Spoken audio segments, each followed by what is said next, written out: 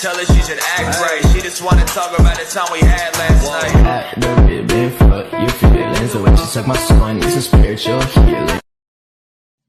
Hello friends, इस video में आपको बताऊंगा कि कैसे आप पीछे देखी हुई वीडियो अपने फ़ोन में क्रिएट कर सकते हैं। उसके लिए आपको अपने इंस्टाग्राम को ओपन करना है। इंस्टाग्राम को ओपन करने के बाद हम जाएंगे अपने रील्स वाले ऑप्शन में, जहां से हम अपने रील्स को क्रिएट करते हैं।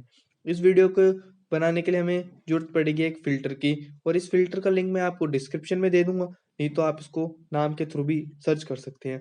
और इस फिल्टर का जो नाम है वो है वर्ल्ड एक्स रिच बॉय। इस फिल्टर में आपको सारी सेटिंग्स मिल जाएगी, आपको कोई एडिशनल एडिटिंग करने की ज़रूरत नहीं है।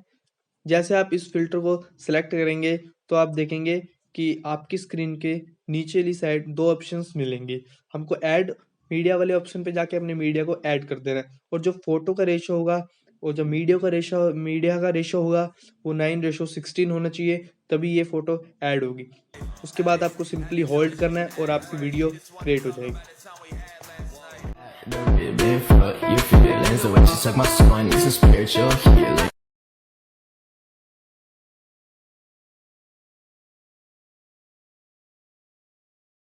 Hey, had to tell her she should act right. She just wanna talk about the time we had last night.